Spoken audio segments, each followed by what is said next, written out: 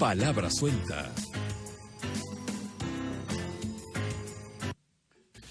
Sí, en efecto, estamos en la casa del presidente de la República, el economista Rafael Correa. Presidente, bienvenido. O yo debería ser el bienvenido. No, Javier.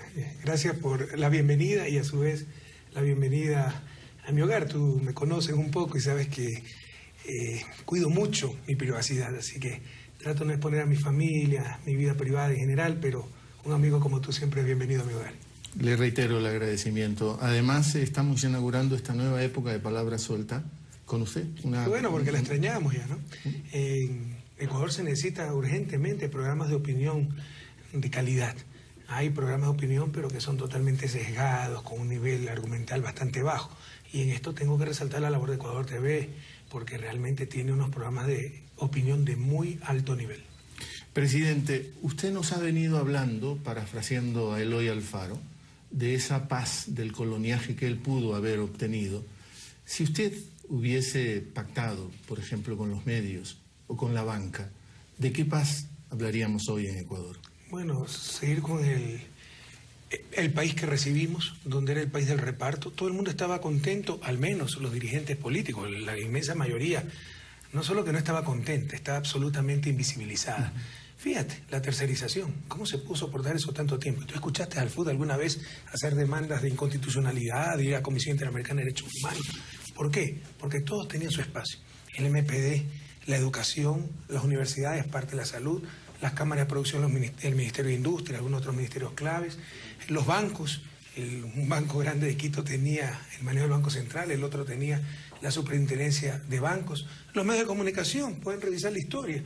Muchos de sus dueños, parientes de los dueños, eran embajadores, comensales asiduos en Carondelet.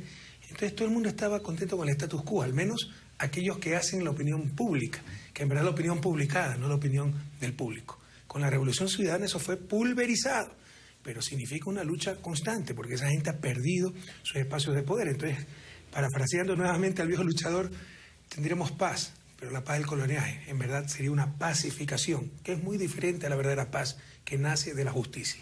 ¿Con qué otros sectores faltó poner las cosas en orden? Todavía falta, por ejemplo, los medios de comunicación siguen vivitos y coleantes y más agresivos que nunca, más descarados que nunca. ¿Qué sería la oposición del país sin los medios de comunicación? ¿Qué sería tanto diletante que hay por ahí sin las pantallas de ciertos medios en abierta oposición política al gobierno nacional? Y es una reflexión que tiene que hacer Ecuador, América Latina y el mundo entero.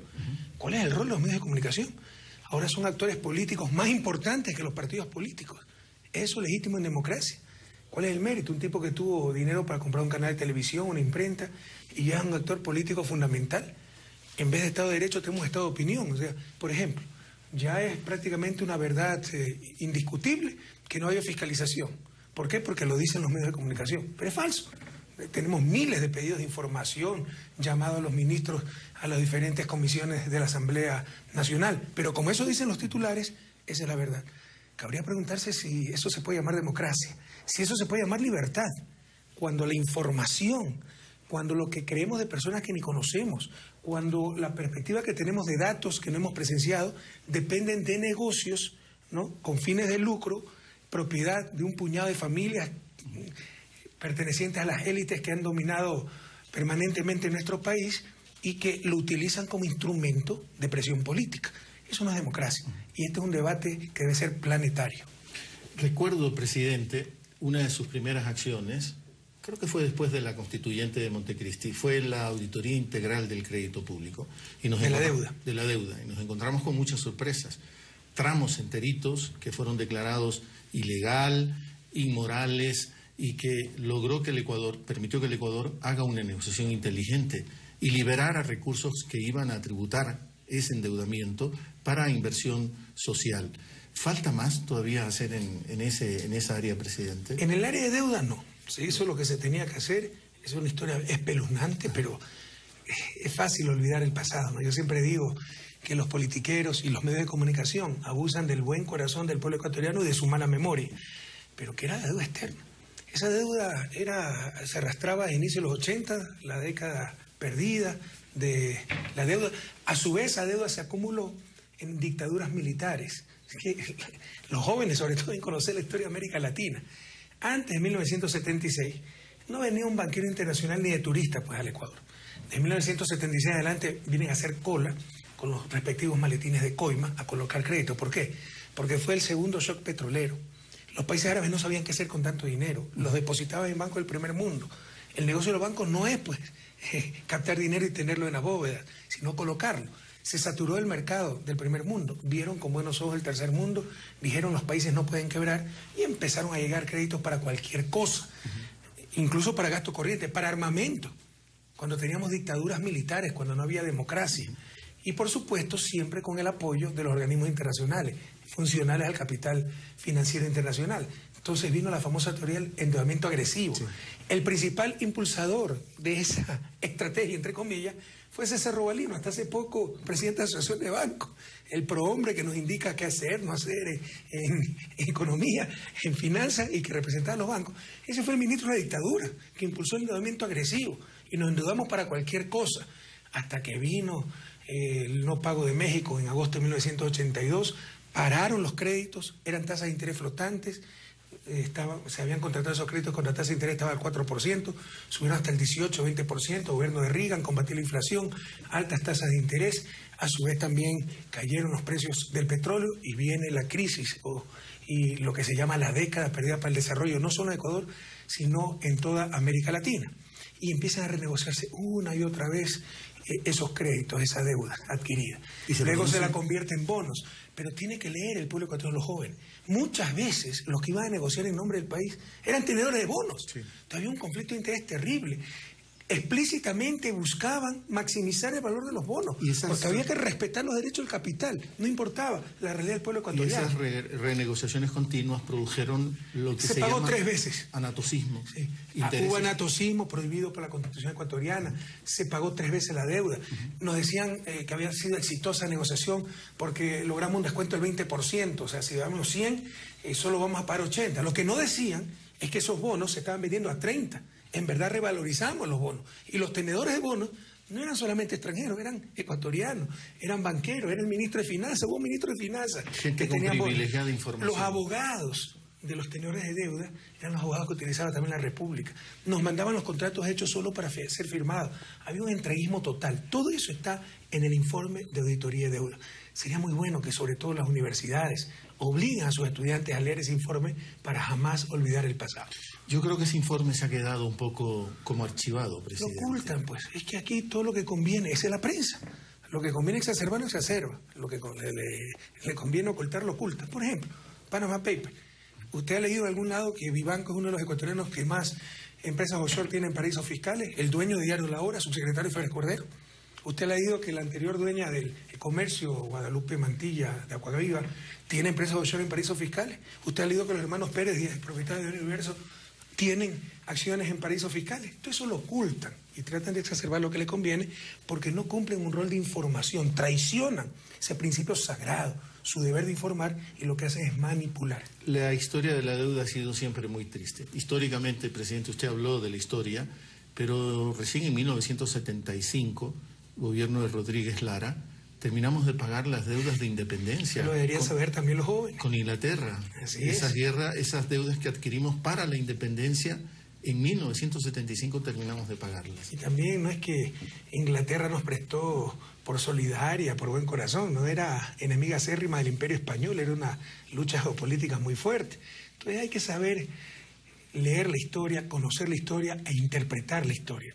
Y no quedarnos en el pasado, pero sí aprender del pasado para no cometer los mismos errores. Presidente, yo también recuerdo el momento de Montecristi, cuando estaba la Asamblea Constituyente, que fue uno de los principales, o uno de los primeros también pasos políticos importantes que dio la Revolución Ciudadana. Y el Ciudadana. centro de nuestra propuesta de campaña. Exacto. Y ahí lo rico era ese bullir de pueblo, de gente que iba permanentemente a Montecristi en la construcción de la Constitución. Un momento maravilloso de la política. ¿Lo añora usted? Sí, por supuesto, ¿no? Y también todos esos bríos que teníamos al inicio de la Revolución. Todavía tenemos ese ímpetu, esa pasión por la patria, como en un momento dado fue nuestro lema de campaña. Pero cada vez tenemos enemigos más poderosos. ¿no? Ha habido un cambio en la situación internacional, hay una restauración conservadora que la denunciamos hace 2 años, hay estrategias concertadas para tratar de desgastar a los gobiernos progresistas, el nuevo plan Cóndor, ya no con botas, con fusiles, pero con instrumentos más sutiles, medios de comunicación, boicot económico, etcétera. Y precisamente ese cambio de coyuntura económica da paso nuevamente a manipulación de los medios de comunicación, a que la derecha trate de retornar al poder, etcétera. Entonces sí, por supuesto, siempre extrañamos, ¿no? Esos momentos en que jóvenes desconocidos con tanto entusiasmo pues nos echamos la patria al hombro, hicimos tantas transformaciones, las seguimos haciendo, pero como que si en estos momentos incluso, ¿no? Y mire la infidencia que le va a hacer, incluso dentro de nuestro propio movimiento Alianza País, como que si hay gente que se asusta porque cada vez tenemos más agresiones, se polariza la sociedad. Esa es la estrategia de los grupos de derecha. Polarizar la sociedad, puede decir, está polarizado, y con ese argumento entonces nunca hay que cambiar nada. Con ese argumento, ¿cuánto hubiera hecho Leo Alfaro? Y hay gente que se asusta de aquello. En esos momentos, pues, había una gran unidad, una gran convicción de muchísimos sectores, y fue mucho más fácil avanzar en reformas históricas para el país. La Constitución de Montecristi acabó con el neoliberalismo, ¿no? E instauró esta nueva época que está viviendo el país. Ahora, en Montecristi, en esa época, 2007, 2008, ¿sí? Hubo muchos compañeros suyos de esta trayectoria revolucionaria ciudadana, que es una revolución en paz. Creo que la diferencia con la revolución social es esa, precisamente, que la revolución ciudadana es en paz. Se negocia con ciertas reglas del juego, de lo establecido, no hay que cambiarlo todo, pero hay que saber negociar. Pero algunos de esos compañeros ya no están. Sí, eso es muy duro. Ahora, otros que no estaban, están. Hay muchos que se incorporaron en el camino, el propio Corcho Cordero, la propia Doris Solís, ¿no? O sea, así como se van algunos, vienen otros. Pero eso es inevitable, un proceso revolucionario. Vea todos los procesos revolucionarios, Cuba, cualquier proceso revolucionario. Siempre habrá gente que, con los argumentos, ¿no?, de siempre tal vez, también se abandona el proyecto, abandona el barco. Y nadie dice soy un traidor, o soy muy vanidoso, no me quitaron mis espacios de poder. Todo el mundo invoca principios, etcétera. El que diga, en verdad, me voy por vanidoso porque le tengo envidia a Correa, porque yo no soy la estrellita de Navidad, etcétera, le doy el premio al hombre más honesto de este país. Siempre hay buenos pretextos, ¿no? Pero, por supuesto, hay gente que traiciona, hay gente que se cansa, hay gente que se confunde. Pero eso es normal en un proceso, sobre todo, tan vertiginoso como el que ha sido la Revolución Ciudadana. De esos quiebres, de esos fallos, ¿cuál es el que más le duele? Hay muchos, ¿no? Alberto Acosta era un querido amigo, era casi hermano, y la desilusión, ¿no? Ver su infantilismo, ver que siempre tuvo su corazón en otro lado, con esos grupos tradicionales que quebraron Petroecuador. Y es vanidad en el fondo, ¿no? Porque si usted quiere servir a su país, tiene que ver, pues, si los grupos a los que apoya realmente han aportado positivamente a la patria.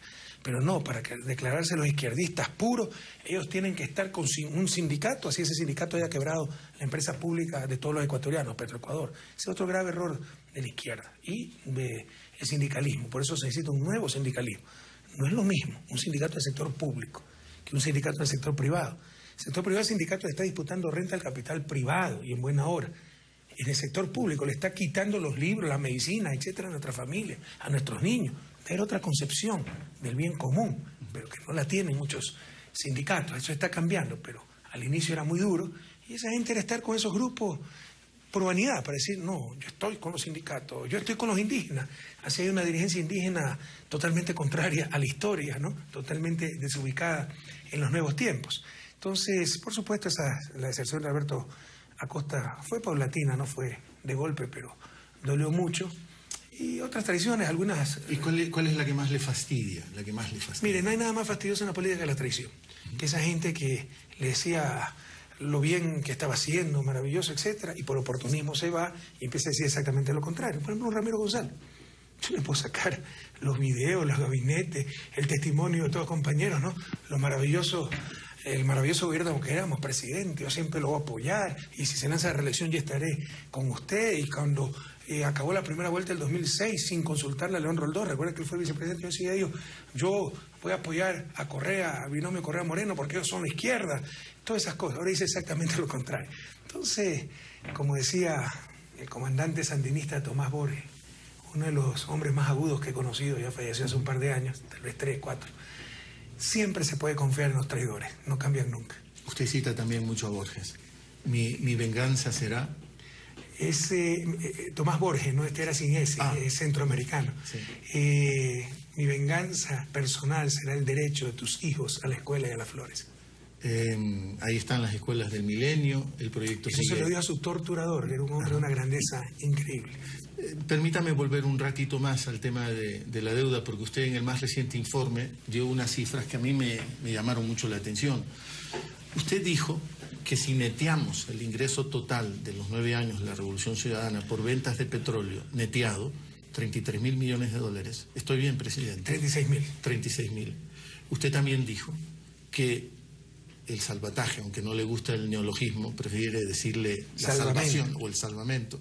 A mí me parece que salvataje tiene ese otro poder. No, sí me gusta, suena bonito, ¿no? Lo que no me gusta es estropear el idioma.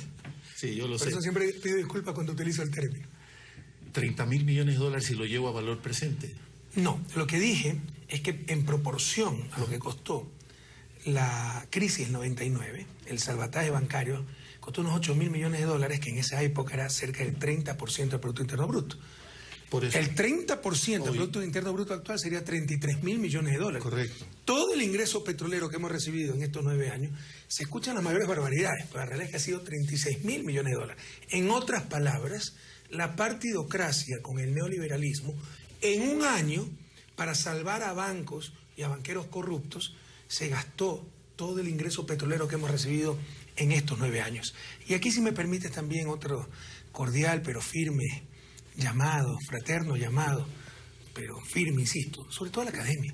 ¿Cómo permiten que se hable tanta tontería? De repente sale un pseudoanalista diciendo hemos recibido 240.000 millones de dólares de petróleo, hemos, qué sé yo, en cuestiones de petróleo, en cuestiones de ingresos, o sea, destrozan la cifra y nadie dice nada. Entonces, ¿dónde está la academia? Una cosa son los políticos, que de todos modos significa que son deshonestos, porque hay varias clases de deshonestidad. No es solo cobrar una comisión, lucrar de fondos públicos. Es atentar contra la verdad, jugar con la buena fe de la gente, de nuestros conciudadanos. Entonces, ¿dónde está la academia para que reaccione? Se hablan demasiadas tonterías, sobre todo a nivel económico en Ecuador. Estos ingresos petroleros y los ingresos del gobierno los han destrozado. Que hemos recibido 200.000 millones de ingresos petroleros, 240.000 millones de ingresos totales. Todo eso son barbaridades. En la academia sería forzar las pruebas para que mi hipótesis quede validada. Pero hay que hablar con evidencia. Por ejemplo, la última tontería, que las medidas tomadas, 2 puntos del IVA, el impuesto al patrimonio, la colaboración de un día de sueldo, son recesivas. Si es que eso se quedara en las bóvedas del Banco Central. Pero si se devuelven a la economía son expansivas, porque le puedo demostrar matemáticamente que el efecto multiplicador del gasto público es mayor que el efecto multiplicador de un incremento de impuestos. El efecto multiplicador de un incremento de impuestos es negativo, el efecto multiplicador del gasto público es positivo. En términos absolutos, el efecto multiplicador del gasto público es mayor que el efecto multiplicador de los impuestos, pero nadie dice nada. La academia no está presente, debería estar mucho más presente. Con 30.000 millones de dólares, ¿cuántas escuelas, cuántos hospitales se harían? Lo que se gastó en el salvataje bancario. Sí. No, en términos de bienestar eso fue terrible. Y ahí para los banqueros. Una escuela del milenio nos cuesta 5 millones. O sea, casi millones, 20, 200. Ahí iban 200, 2.000, 6.000 escuelas del milenio. Necesitamos tan solo 900, imagínense. O sea, el problema educativo, al menos a nivel de infraestructura, hubiera estado resuelto hace tiempo. Pero también el problema, la infraestructura sanitaria, las hidroeléctricas, le insisto. O sea, todo nuestro ingreso petrolero proporcionalmente es equivalente a lo que se gastó en el salvataje bancario en 1999. He revisado muchas veces el reciente informe, el del 24 de mayo, en la Asamblea Nacional, y no solo revisé sus 2 intervenciones, todo el acto que tuvo un carácter también muy festivo en un momento, con la presencia de estos decimeros nuestros, ¿no? Manabita, Esmeraldeño, los bailes, la música, pero también la intervención de la presidenta de la Asamblea, presidente, me pareció potente, lúcida, fuerte, lo que hizo la presidenta de la Asamblea. Ella insinuó la posibilidad de que también habría habido corrupción y que la corrupción, sí, por lo menos es lo que yo leí, presidente, Y la corrupción también menoscaba ingresos que deberían de ir a soluciones sociales. Por supuesto, pero ¿quién tolera la corrupción? Fíjese Panama Papers. Buscaron por todos lados y encontraron una casa que había comprado a través de una empresa en Panamá del fiscal, otra casa que compró Pedro Delgado, que se lo aclaró en su momento, y un señor, ni me acuerdo el nombre, que había sido abogado externo de Senaí, ni siquiera personal de Senaí, abogado de Senaí que había trabajado con esta firma. Y trataron de involucrar al gobierno ecuatoriano y no dijeron ningún nombre privado. Después, por si acaso, no sé si te enteraste, me quisieron involucrar a mí en los Panama Papers. Entonces, eso también es corrupción, ¿no? La corrupción sesgada, la corrupción selectiva.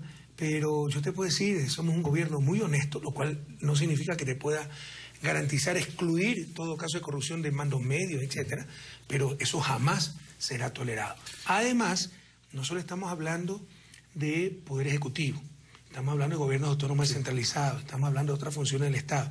Todos debemos estar muy atentos en esta lucha contra la corrupción. O para precisar incluso más, presidente, quizá habló más del oportunismo político. De eso se habló. Estas personas que están con el proyecto por oportunismo y que luego se salen del proyecto, casi como traicionando al proyecto.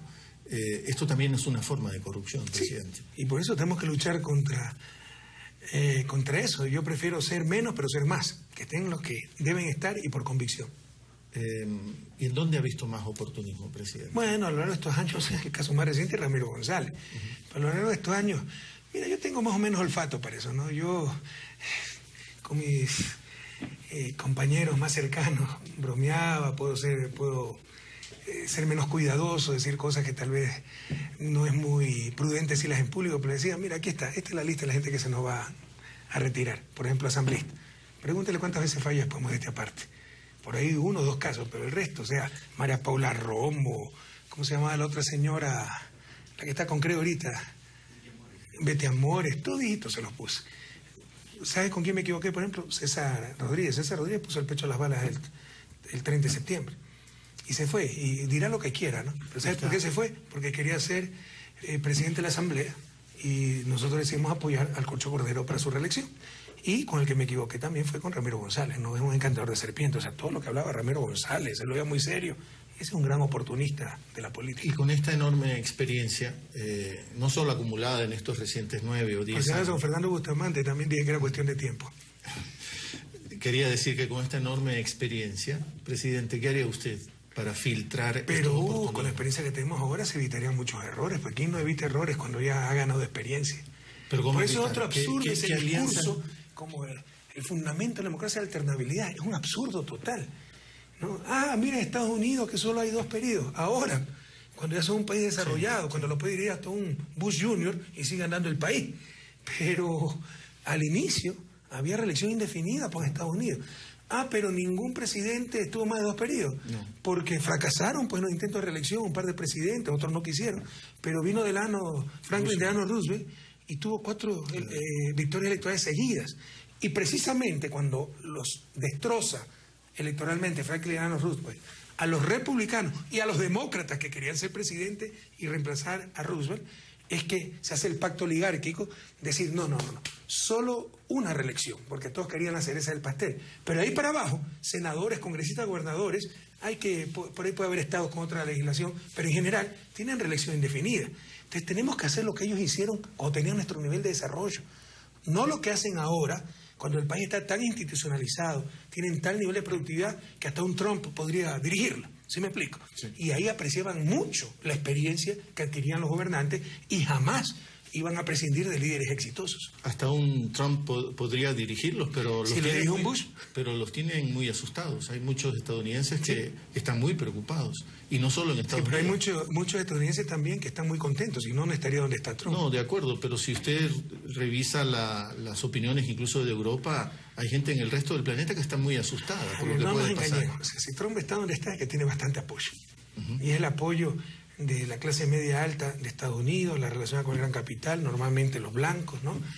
Hay mucho racismo en Estados Unidos, camuflado. Sí. O sea, ya no hay formalmente discriminación, segregación racial, pero en los hechos hay mucho. Y no debe temblar en México si Trump llega a la presidencia. Entonces esas cosas, esa gente muy poderosa que maneja medios de comunicación, capital financiero, etcétera, apoya a Trump.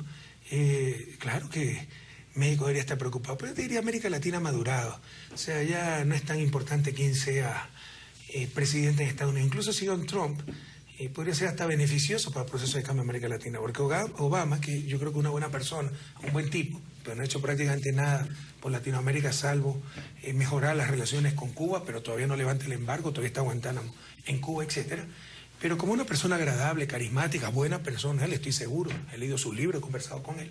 Entonces, como que si no hay mucha vergüenza de decir, nosotros queremos ser como Estados Unidos y esta oligarquía que habla español y piensa en inglés, quiere darnos cátedras de política económica, soberanía, acercarse más a Estados Unidos. Pero si está un Trump, lo va a pensar 10.000 veces. Sí, porque ya va a dar vergüenza. Claro, claro. Y además porque una persona como Obama como que disfraza mejor las cosas. Yo creo que es un tipo auténtico, pero parte del sistema. Es un buen hijo del sistema, o sea, prácticamente no ha cambiado nada. Presidente, ¿por qué en el informe, a propósito que estamos hablando un poco de política internacional, usted casi no mencionó el contexto internacional? Entre otras cosas, siendo que América Latina está muy, muy caliente en el contexto internacional. Sí mencioné el caso de Brasil, pero entre otras cosas porque tuve que suspender esas partes. Suspendí, esto no lo he dicho, pero unas 14, 16 páginas del informe, donde estaba toda la parte internacional, porque se alargó mucho la ceremonia. Ya acabamos más allá de las 2 de la tarde. Los actos iniciales, preciosos, artísticos, etcétera, tomaron su tiempo, entonces no quería cansar al país, pero tuve que suspender una buena parte del informe donde estaba la coyuntura internacional. ¿Está Venezuela en esa parte del informe? Venezuela, Brasil. ¿Cómo lo ve lo de Venezuela? Bueno, Venezuela, sin lugar a dudas, ha habido problemas, ¿no? Por parte del gobierno, la dependencia del petróleo, pero eso ha sido siempre, históricamente. ¿Qué era Venezuela antes de Chávez? Usted le preguntaba a un gringo dónde queda Venezuela y primero preguntaba qué es Venezuela. Me explico. ¿Qué será Venezuela? Un barrio, etcétera. ¿Qué era Venezuela antes de Chávez? Venezuela tiene presencia mundial a partir de Chávez, de la Revolución Bolivariana, pero lamentablemente fue muy duro cambiar la estructura de la economía. En Venezuela, de las divisas que recibe Venezuela, 97% son de petróleo. Acá tenemos problemas porque el petróleo es 52% de nuestras exportaciones, eso es 97%. Imagínense la dependencia. Nunca se ha desarrollado una adecuada industria venezolana por esa dependencia del petróleo. Es difícil cambiar eso en pocos años, ¿no? Pero tal vez se pudo hacer algo más. Entonces viene el problema petrolero, más el boicot económico permanente que tiene Venezuela. El boicot mediático, muchas de las fotos que sacan, que gente burgando en la basura, que anaqueles vacíos, no son de Venezuela, son montajes, no son fotos de Venezuela. Pero, por ejemplo, el boicot económico es terrible. O sea, hay transnacionales norteamericanas que producen y acaparan toda la producción para generar artificialmente escasez. Entonces, la lucha de Venezuela es una lucha contra un boicot mediático, productivo, contra sus propias deficiencias estructurales, y en consecuencia la situación es bastante dura. Usted mismo creo que en un enlace nos hizo ver una foto de un supermercado vacío, sí, y era una foto de Estados Unidos después de alguna de estas tormentas. Pero hay otra que sacan, los venezolanos hurgan entre la basura para encontrar alimento, y una foto de Bruselas, de inmigrantes en Bruselas. Sí, esas son hay mucha manipulación mediática, hay que estar muy atentos. ¿Qué le dice Brasil ahora? Hay 2 ministros ya del reciente gobierno, después del impeachment o del juicio a Dilma Rousseff, que han debido irse por problemas de corrupción. Y lo de Brasil es gravísimo. En general para América Latina, ¿no? Como región. Brasil era el ejemplo de éxito. Reducción de la pobreza, estabilidad política, 12 años del Partido de los Trabajadores. En Europa se tomaba como referencia a Brasil el programa Hambre Cero, ¿no? Y viene por las ambiciones de ciertos grupos, todo este cambio brutal. Porque usted, en democracia, puede perder la mayoría en el Congreso, puede perder la mayoría de apoyo popular, pero la democracia tiene reglas de juego, ha sido electo por 4 años, hay que respetar esos periodos.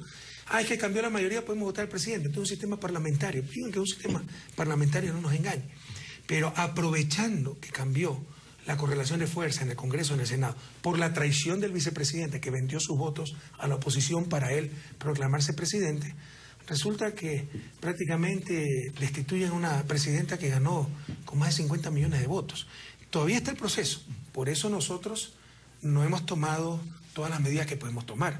Vamos a esperar el resultado final del proceso, pero si se da el impeachment a Dilma, sería un golpe de Estado formalmente constitucional, pero sin legitimidad. ¿Por qué? porque no tiene de qué acusarlas. ¿Usted sabe de qué acusan a Dilma? Es solo la dictadura de la mayoría en el Congreso y el Senado brasileños. Y en un sistema republicano se elige un presidente para un periodo determinado, le gusta o no le gusta la oposición, le gusta o no le gusta la mayoría. Lo otro sería un sistema parlamentario que si cambia la mayoría en el Congreso o en el Senado, cambia el gobierno. Pero no tenemos ese sistema en América Latina. Entonces, lo que está sucediendo en Brasil es un precedente funesto. No hay acusaciones concretas contra la presidenta. La mayor acusación son decisiones administrativas. Imagínense defenestrar a un presidente por decisiones administrativas. Es un precedente terrible, ¿no? Y lo que se ha hecho es la dictadura del voto, por la venta de los votos, no la traición del vicepresidente, que actualmente está de presidente encargado, que ofreció los votos a la oposición y tuvieron los votos necesarios para, en estos momentos, temporalmente sacar a la presidenta, pero probablemente sacarla en forma definitiva. En Argentina se persigue también a la expresidenta Cristina Fernández. Que la derecha no solo quiere volver con sed de venganza. 10 años, en el caso de Ecuador, de derrota tras derrota. ¿Usted se imagina, con la soberbia de nuestra oligarquía, que un propietario de medio de comunicación ya no pueda llamar al presidente de la República aquí en Ecuador y decirle, oiga, ponga tal persona, etcétera? Al inicio, este señor que ahora es supuesto opositor, Carlos Vera, hacía eso. Me llamaba a recomendarme el nombre. ¿Usted sabe cuántas veces le hice caso? ¿Usted se imagina la frustración para esa gente a la cual los dirigentes políticos le tenían terror? Había que claudicar ante la prensa para que no nos saquen más periodicazos, que hayan perdido su poder. ¿Se imagina las cámaras de producción? Que antes hablaban algo y enseguida temblaba el gobierno, cambiaban ministros y ya nadie les hace caso. ¿Se imaginan los grupos estos de poder fáctico, violentos como el MPD, que cada año hacían huelga? Ahora no tienen capacidad de hacer huelga, salen en sus marchas, salen 3.000, se escuchan entre ellos mismos, son los mismos de siempre y nadie les hace caso. De una desesperación, no por recuperar la patria, porque para cualquier observador honesto es claro que Ecuador ya cambió, que esta es la década ganada, que hemos hecho muchas cosas buenas, que Ecuador es diferente, es para recuperar sus espacios de poder, el ansia de poder. Déjeme seguir en Latinoamérica, porque Evo perdió un referéndum. Pero ¿con cuánto lo perdió? Pues 51 a 49. Sí, le construyeron también la historia del hijo. Mucha desinformación. Sí. Yo estoy seguro que si vuelve a hacer el referéndum, Evo lo gana. Porque ese 49 que sacó en circunstancias tan adversas, votó durísimo. Te facilito sacar 2% más. Pero lo que podría esto insinuar es que estamos de vuelta, que el péndulo se ha ido nuevamente hacia la derecha, que estamos en un punto de inflexión. ¿Usted cree en eso? Yo no creo mucho en eso. Yo creo que depende de los procesos, depende de los líderes. Ahora también se sataniza el liderazgo. En todo país el liderazgo es fundamental. Es uno de los problemas de las democracias europeas tan tecnócratas, tan institucionalizadas, que son democracias sin pueblo. No hay un contacto de los líderes con su pueblo y todo marcha solito. Y la gente ya pierde la esperanza, pierde el entusiasmo. La participación en elecciones es bajísima porque el voto es voluntario. Entonces, por supuesto, más aún en procesos de cambio rápido, históricos, fundamentales, los liderazgos son importantísimos. Y ahora se sataniza el liderazgo, los absurdos que uno tiene que escuchar, ¿no? Pero, por supuesto, también ese liderazgo debe servir para construir institución. Y lo hemos hecho en Ecuador. Ha sido un país totalmente desinstitucionalizado. Pero los liderazgos, desde el inicio de la historia de la humanidad hasta el fin de la historia de la humanidad, siempre serán tremendamente importantes. Presidente, ¿no cree usted que faltó más alianzas con sectores populares? Ese es otro de los lugares comunes que suenan bonitos, ¿no? Correa debe acercarse más al mundo indígena. Primero, en las últimas elecciones de 2013 le ganamos en todos los sectores indígenas a Pachacuti y a la Conaya. En todos, no nos ganaron en uno. En Napo quedamos en segundo lugar, pero quedó en primer lugar Sociedad Patriótica. Pero no segundo nosotros y después la unidad de Alberto Acosta con la Conaya, etc. Estos son los grandes mitos. El sector indígena está con nosotros. Ciertos dirigentes a los que les da total espacio la prensa están contra nosotros. Yo le pregunto, ¿usted qué puede hablar con Lourdes Esteban? ¿Pero qué puede hablar con una mujer que es hasta SOES, Procas, que venía de una fundación financiada por la Net Endowment for Democracy, el brazo financiero de la CIA? ¿Ya? ¿Qué puede hablar con Carlos Pérez Cuatambel? Mimetizado como indígena, porque él no es indígena. Con Jorge Herrera, gente que es totalmente funcional a la derecha, ¿no? Que no tiene argumentos, que no tiene propuestas, es solo la protesta, la resistencia, el rechazo a todo, el no a todo. Entonces, superemos esos lugares comunes. Bienvenidos, y tenemos muchos indígenas, dirigentes que no les da espacio a la prensa, pero que están con la revolución, pero por quedar como el gran estadista, socialista. Entonces yo tengo que trabajar con una herencia indígena que va en contravía con la historia, o un sindicalismo del siglo XIX, que le da lo mismo luchar contra una transnacional que luchar contra el Estado, y quitarle así recursos, no al capital privado, sino a su propio pueblo. Por favor, tenemos que ir, bienvenidos todos los que quieran avanzar, pero tenemos que avanzar. ¿Y cómo visibilizarlos, presidente? A estos dirigentes que representan a sectores populares que están con el cambio, que están con el fortalecimiento del Ecuador, con lo que se ha avanzado en los recientes años, pero que aparentemente no están. Pero sí están, usted tiene la CUT, tiene la FEI es la Federación Indígena más antigua del Ecuador, a ella perteneció Dolores Cacuango, etc. Sí están, pero obviamente tienen mucho menos espacio en los medios privados que esta gente. O sea, la mejor manera de que usted tenga tribuna en los medios mercantilistas es insultar al gobierno, y va a tener espacio ilimitado. Presidente, tenemos que hacer una corta pausa. Le reitero el agradecimiento por estar aquí en su casa. Bienvenido nuevamente. Sé que hemos fallado un poco en el escenario que hemos escogido. Usted ya hubiese preferido otros. Explíquele al público que me cambió un poco el arreglo de los muebles, porque hay unos cuadros que quizá por factores técnicos. Usted hubiese querido exhibir más en lo que está ahí. Hubiera querido mostrar el mismo sillón con que grabé La Propaganda en el 2006. Yeah. Yo vivo en la misma casa con los mismos muebles. Pero si usted escucha por ahí todas las calumnias, que tengo una mansión de $1 millón en Cumbayá y tonterías y media. Lo dijeron hace muchos años, lo de la mansión. Pero siguen repitiendo, ¿no? La gente que nos odia, ¿no? Los líderes bolivarianos, cómo viven. Y Correa vive en un barrio de lujo. Monteserri. Ya vamos a hablar de eso, presidente. Vamos a iniciar el próximo bloque con un pequeño video que habla un poco de eso. Hacemos una corta pausa. Estamos aquí este miércoles con el presidente grabando este programa, pero sale hoy mismo. Pero diga por qué lo grabamos, porque quería grabar a las 10 de la noche, porque yo tengo familia, mi querido Javier. Sí. Es cierto, es la hora del programa, presidente. Quería transmitir en vivo a las 10 de la noche. Sí, porque teníamos la quizá absurda pretensión de recibir incluso llamadas, porque el medio público debe hacer un gran esfuerzo para que sea de la gente, y un mecanismo puede ser que la gente participe en los programas. A mí me encantan los programas en vivo, ¿no? Pero era muy tarde. Sí, de acuerdo. Hacemos esa corta pausa. Estamos con el presidente Rafael Correa, ya volvemos.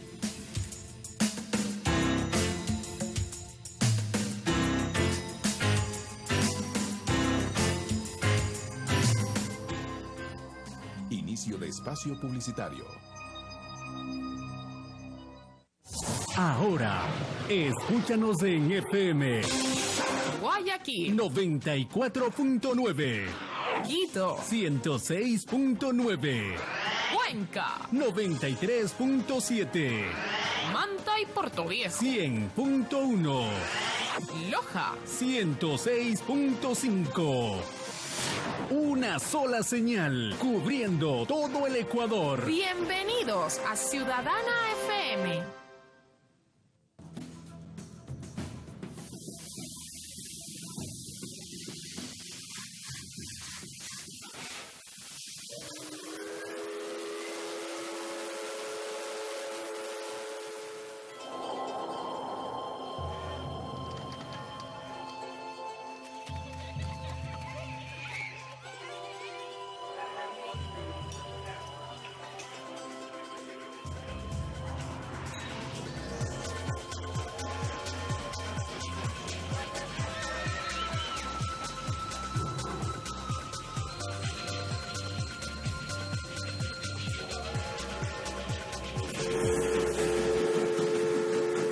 Descubre Ecuador.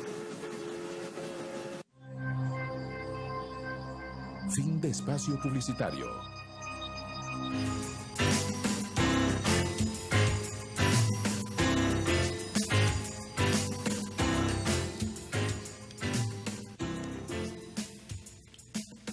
Estamos de vuelta con esta entrega de Palabra Suelta, grabando poquito tiempo antes, pocas horas antes, este programa que sale hoy mismo, este miércoles, 1 de junio, por la Televisión Pública de Ecuador, en la casa del presidente Rafael Correa Delgado, la casa donde vive el presidente desde hace algunos años, como nos lo ha contado él mismo. Por excepción, usted ha estado en Carondelet alguna que otra noche. Cuando mi familia se va de vacaciones, entonces no me quedo solo aquí, sino que voy a Carondelet. Y quiero aclarar lo de la grabación, ya lo dijimos en el anterior segmento. Quería hacer la entrevista a las 10:30 de la noche. Yo puedo estar en un set de televisión a las 10:30 de la noche, pero en mi casa significa que todo el mundo se va a desvelar. Sí. Y aquí hasta el gato duerme a las 9:30 de la noche. Y usted ha dicho duerme que temprano. Yo estoy ahora en su casa y no veo fotos suyas por aquí. Deberían de estar colgadas las fotos en la pared, porque usted dice, por lo menos tengo que dejar una foto para que Miguel sepa que tiene un papá, porque usted se ausenta mucho y todas esas cosas. Sinceramente nunca me ha gustado ni tomarme fotos, mire cómo es la vida, ¿no? Me tengo que tomar fotos cada rato, pero nunca me ha gustado. Y peor tener fotos mías y colgadas, ¿no? Lo que sí tengo es muchas fotos de mis hijos, ¿no? Ajá. Presidente, quiero proponerle un video a propósito de lo que usted también dijo en la Asamblea, de estas medidas que usted ha tomado en su vida personal, por ejemplo, no vivir en Carondelet, que eran una... Después le explico por qué tomamos esa decisión. Yo también puedo decirlo, si usted me lo permite. Estamos en su casa porque también queríamos demostrar este escenario, enseñar este escenario, que no es un escenario de lujos extravagantes, parecido a una suerte de palacio. Es una casa sencilla. Clase media. Pero lo sencillo puede ser muy bello también, sí, ¿no? A mí me agrada mucho mi casa, es un conjunto de 4... casas, y nos llevamos muy bien con los vecinos, y me encanta esa vida de comunidad, que de repente saludar a los vecinos, reunirnos para Navidad, dejarles un regalito, cosas así, ¿no? Y a propósito de eso es buena la aclaración, porque en el video que vamos a ver aparece la casa del presidente, pero esa casa que va a aparecer, esa fachada que va a aparecer, en realidad son 2 casas, porque están adosadas. Sí. Así que la casa del presidente es una sola, de esa fachada que usted va a ver más grande. Así que veamos ese video.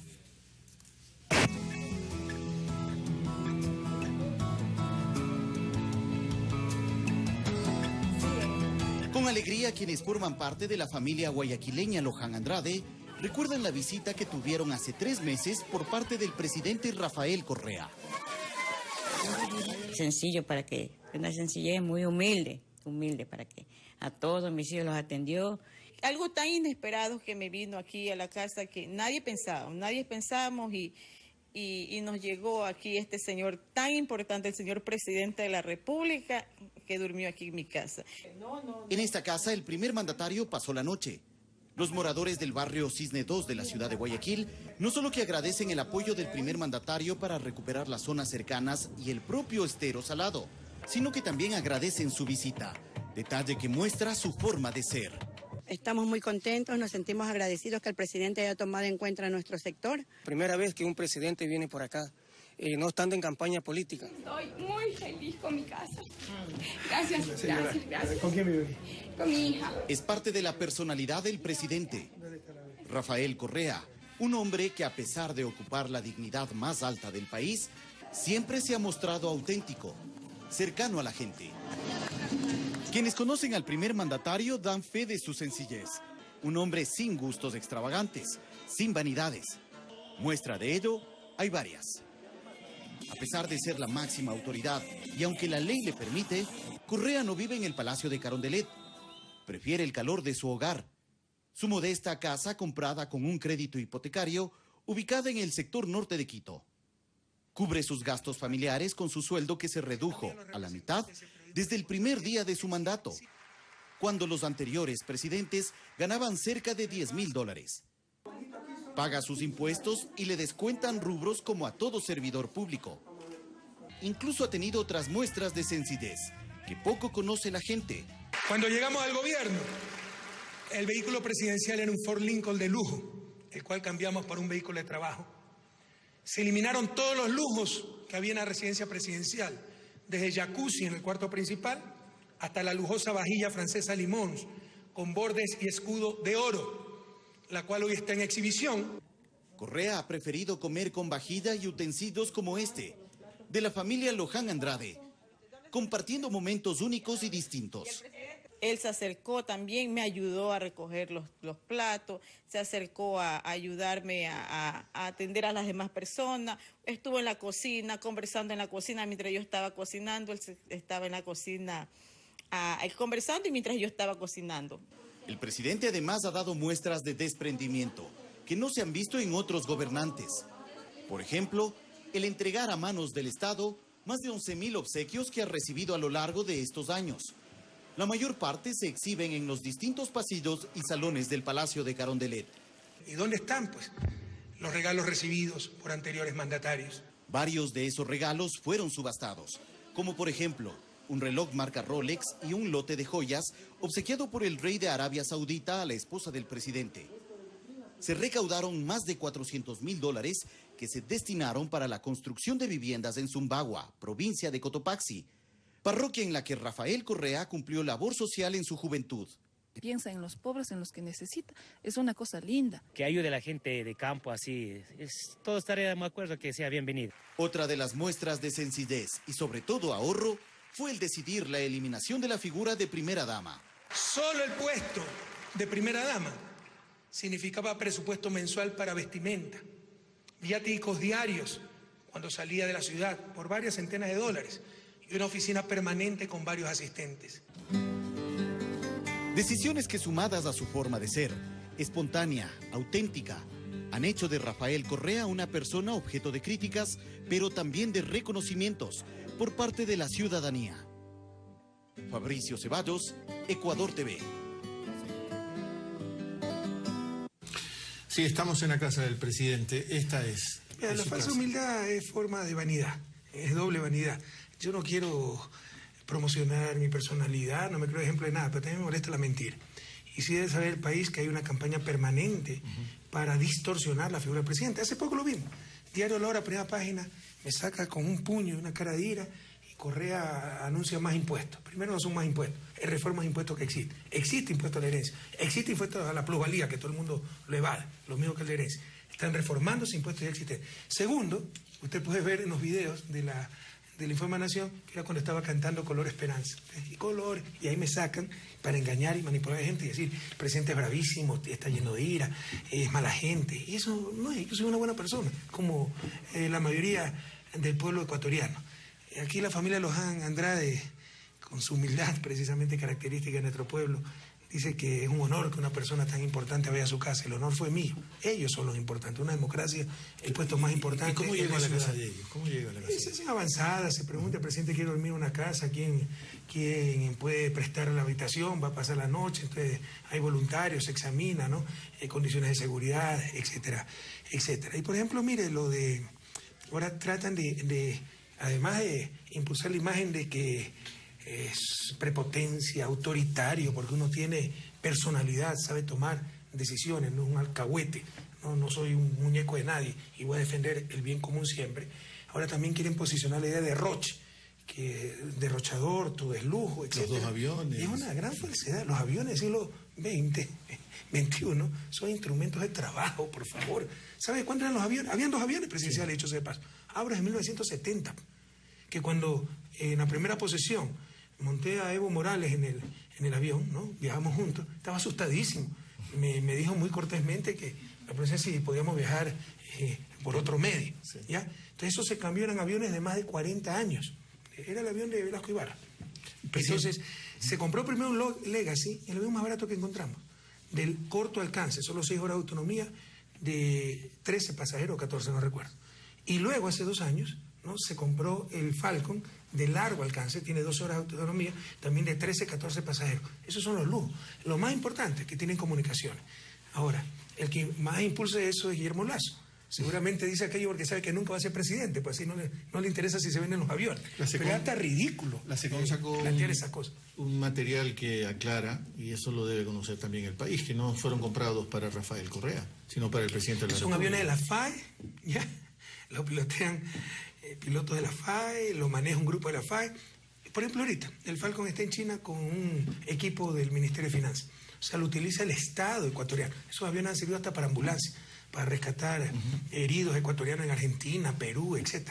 Pero es esa campaña de distorsión, ¿no? Primero, de que yo soy dictador, autoritario, por ahí Twitter de que mi esposa no me habla, mis hijos no me quieren, tonterías y media, ¿no? Créame que, o sea, algunos dicen uno como jefe de Estado debe aguantar esas cosas. Yo creo que es lo contrario. O sea, que si uno se deshumaniza como jefe de Estado, mejor vayas a la casa. Uno nunca debe perder su humanidad. Y esas cosas indignan a cualquier persona honesta, a cualquier persona buena. Y lo otro ahora es derrochador, que estamos derrochando porque hicimos un almuerzo con tuiteros. ¿Usted cuánto nos sale a nosotros por los sistemas que hemos adoptado? Antes, cuando llegué al Palacio, se compraba toda la comida. Nos cobraban 30, 40 dólares por persona, como barato. Implementamos las cocinas en Carondelet, estaban los espacios, no habían los equipos, etcétera. Contratamos personal, uno sale 4 o 6 dólares cada el almuerzo o cena para personas, recepciones, ahorramos decenas de miles de dólares. Pero un almuerzo con tuitero, que usted puede ver el menú, fue seco y chancho, me gusta mucho dicho sea de paso, entonces el derroche. Y tratan de transmitir esa idea. ¿Le gusta la guatita? Me encanta.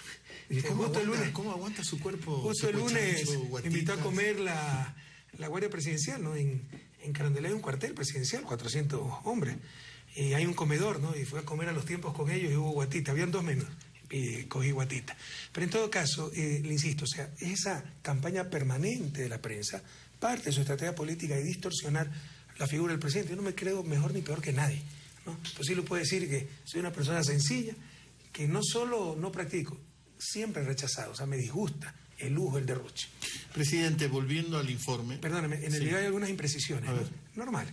Ha habido 2 subastas, en verdad. Una, hace algunos años, donde se obtuvieron $400.000, se dieron casa, etc. Todo está reportado en Contraloría, copia de eso en Carondelet. Y otra hace poco, hace unos meses, donde se subastó otros roles que me regaló el emir de Qatar y una bicicleta que me regaló el presidente chino, y eso fue lo que se dio a Zumbagua para ayudar en construcción de casas. Quería decirle que, volviendo al informe del reciente 24 de mayo, usted propuso ese pacto ético para todas aquellas personas. No votemos por aquellas personas que tienen dineros en los paraísos fiscales. Yo creo que es elemental. De acuerdo. Yo no se trata de recoger miserias, presidente, pero sí más bien de contestarlas. Algún político respondió, ok, lo hago, pero también que el presidente saque su inversión en Bélgica, su inversión en su departamento. Que me diga qué inversión, inversión en el departamento. Sí. Como usted dice, no se trata de recoger miseria. O sea, comparar, mandar capitales multimillonarios a paraísos fiscales para evadir impuestos, traicionando a su propia patria, con comprar un departamento, creo que es 60 metros cuadrados, en verdad es estudio, en el país de mi familia, porque tengo familia binacional. Resulta que mi esposa es de Bélgica, resulta que mis hijos tienen doble nacionalidad, mi esposa también, ecuatoriana belga. Entonces es una comparación, por decirlo menos, que demuestra pequeñez de alma, ¿no? Son 2 cosas totalmente distintas. Es que eso era lo importante, ¿no? Poder contestar a estas cosas, ¿no? Porque... Pero, o sea, comparan éticamente lo que es sacar capitales multimillonarios a paraísos fiscales, traicionando a su propia patria, para especular, para evadir impuestos, con comprar un departamento de 60 metros cuadrados, dentro absolutamente del marco de la ley, en el país de origen de mi esposa y también para mis hijos. Por favor. Presidente, hablemos un poquito del terremoto.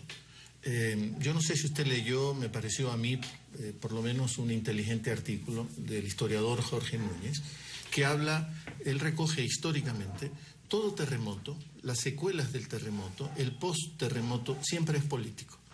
Lo hubo en la Real Audiencia, hubo un terremoto que el representante del rey se portó muy mezquino, y eso le costó el puesto, porque ahí surge la figura de Morales, que en 1809 es parte del grito de independencia. Bueno, lo que catapultó a García Moreno a la presidencia fue que él fue el gran reconstructor de Ibarra, después del terremoto de Ibarra, ¿no? El de Ambato, era Galo Plaza, el presidente, y él se enfrenta al alcalde de Ambato, un señor Sancho. Lo saca de la Junta de Reconstrucción, no lo toma en cuenta, pero a Sancho lo reeligen porque él se la juega por su ciudad. O sea, siempre las secuelas del terremoto tienen una lectura política. ¿Le sorprende a usted eso? Un poco. No lo había pensado así, no he leído el artículo de Jorge Núñez, querido amigo y gran historiador. Voy a tener que leerlo, porque sí hubo intentos de politizar el terremoto, y siguen habiendo esos intentos. Pero nosotros tenemos una vocación, una decisión muy auténtica, tan solo de servir y remediar lo que se puede remediar lo más rápidamente posible. No hemos pensado en las implicaciones políticas, en los juegos políticos que se pueden dar, excepto estas cosas que hemos visto y hemos tratado de contrarrestar en territorio. Presidente, el terremoto, usted también lo dijo, ha desvelado que la inversión social es el mejor ahorro para un país. ¿Cómo desarrollar más esa idea? Por eso también le pido a la academia, ¿dónde está la voz de la academia? No nos quieren confundir con esos fonditos, que para todo lo que han utilizado esos fonditos deberíamos haber tenido $200.000 millones pues, en fonditos. Esos fonditos nunca superaron los 800 millones, el que era para contingencia, Y con la producción petrolera, los precios que tuvimos no hubieran superado los 2.000 millones. Pero hubiéramos tenido 2.000 millones. Primero, se hubieran ido en 6 meses en el 2014, que empezaron a caer los precios del petróleo, porque para eso también era. La mitad se hubiera ido con Oxy, ¿no? Porque hemos pagado 1.000 millones, ya acabamos de pagar. En 6 meses, 1.000 millones. Y 1.000 millones que no van a la economía para reactivarse, van afuera. O sea, es durísimo eso, 1 punto del PIB. O sea, todas esas cosas se olvidan.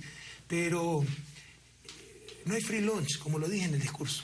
Dejé un buen tiempo para eso, para sobre todo transmitir ideas a los jóvenes, a los estudiantes universitarios, que no se dejen engañar.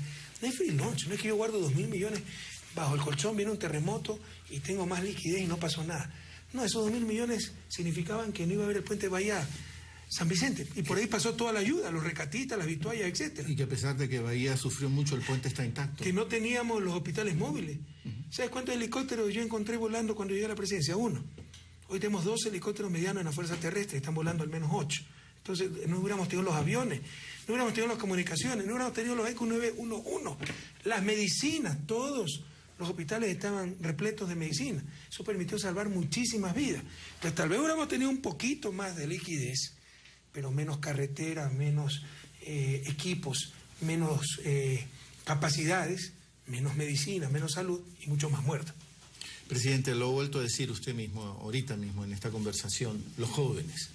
Usted se refiere mucho a los jóvenes.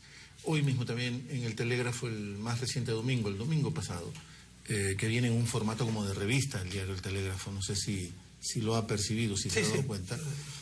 Ahí tienen un interesante artículo sobre los jóvenes. No es tan fácil definir a los jóvenes. Si hablamos, dice ese artículo, podríamos catalogarlos entre 15 y 29 años, y no es lo mismo un joven de 15 años de un suburbio guayaquileño, dice el artículo, que un joven de 29 años de Quito que sea medio yupi. ¿A qué jóvenes se refiere usted? Bueno, primero, toda mi vida he trabajado con jóvenes. Yo tengo mucha fe en la juventud. Y por supuesto es una edad cronológica en la juventud, pero también un estado del alma. Y no dejarse domesticar, no perder la pasión, querer cambiar el mundo, ¿no? O sea, no perder ese entusiasmo de dejar las cosas un poquito mejor de como las encontramos, buscar la justicia, buscar la equidad, buscar el bien común. Por eso me da mucha tristeza cuando puedo ver un joven de 18 años que en verdad es un viejo de alma, ¿no? Que solo busca ocupar un puestito en la sociedad y no transformarlo. Y hay muchos hombres, muchas personas de tercera edad que nos dan cátedra de juventud, como un Pepe Mujica, ¿no? Por ese afán todavía intacto de luchar contra la injusticia, de estremecerse por la inequidad, etcétera. Vea, esa definición de 15 a 29 años yo no la comparto. Es una definición internacional. Pero los que hemos trabajado alguna vez con jóvenes, sabemos que es muy distinto un adolescente de 15 años que un adulto de 29 años. Entonces eso hay que redefinirlo. Yo diría juventud, 24, 25 años, los 15 años, empezando con la adolescencia, ya se vuelve un grupo más homogéneo. Sin embargo, es uno de los problemas de países tan diversos como el Ecuador. En otros países hay una gran clase media, una cultura dominante, sin grandes variaciones. Probablemente no hay tanta diversidad étnica y es mucho más fácil dirigirse a ese conglomerado.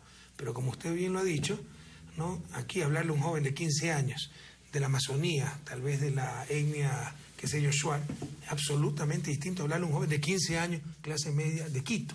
Entonces uno de los problemas de la comunicación e incluso la gobernanza en países tan heterogéneos como el Ecuador. ¿Y esos jóvenes, usted se los imagina siguiendo a la Revolución Ciudadana? Tenemos muchísimos jóvenes, pero por supuesto esos son los invisibilizados. Hay un joven que nos insulte, ese que va a salir en primera página. Pero usted viera el entusiasmo. Yo estoy seguro, empecemos de más abajo, los niños. Si hubiera elecciones entre los niños, ganamos 99-1. No sé por qué nos tienen tanto cariño los niños. Probablemente porque se dan cuenta de las escuelas del milenio. Ayer estuve en la escuela del milenio. Íbamos a ver el conversatorio, la dejar a mi hijo, espectacular. Anda a verla, eso renueva el alma. Pero salía justo la jornada vespertina. Me cayeron padres de familia, profesores, y los niños a abrazarme y agradecerme de los uniformes, los libros. Un niño me agradeció por la comida, porque en la jornada vespertina se les da como compensación, porque los niños en principio tienen derecho a estudiar en la mañana, pero todavía no tenemos esa capacidad como Estado. Entonces, como compensación le damos el almuerzo caliente, me agradeció la comida. Por supuesto, yo siempre le digo, esto no es mío, es de la patria, y la mejor manera de agradecerle a la patria es estudiando. Entonces, Pero incluso los niños que no van a la escuela del milenio, después fue a visitar una escuela en construcción, una niñita de 7, 8 años. Presidente, yo quiero estudiar en una escuela del milenio. ¿Cuándo me construí una escuela del milenio en el barrio? Entonces, probablemente por eso los niños no quieren todo. Pero entre los adolescentes, ellos ven el esfuerzo, la mejora de la educación. Ellos ven las ideas frescas, ¿no? Ese entusiasmo característico de la juventud.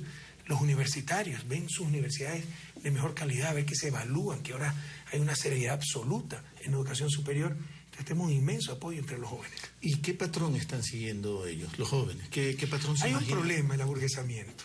O sea, nuestro éxito puede ser también un problema. Nosotros hemos sacado 1,5 millones de personas de la pobreza, que ahora son clase media. Y la clase media puede tender a acomodarse. Y ya no a luchar contra la injusticia, sino a conservar lo que tengo. Y ya volverse más conservadora. Y tal vez a votar por la derecha. Mi mayor preocupación es que la juventud se nos aburguese, ¿no? Y hay signos de eso.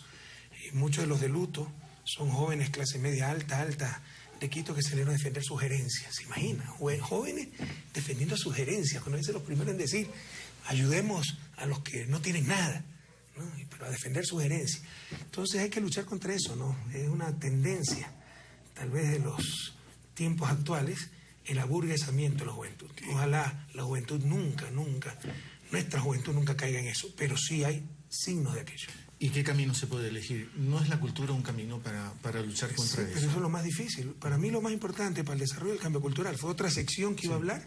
Sí, ¿ya? Y que no hay, porque yo estuve revisando y era una de las cosas que tengo aquí anotadas. Tenía toda una sección sobre la necesidad de cambio cultural. Porque es el 10º eje de la revolución. El eje cultural, donde ha sido una fuerte crítica, ¿no? Porque creo que es uno de los ejes donde menos hemos avanzado, pero el cambio cultural, que es algo distinto, ¿no?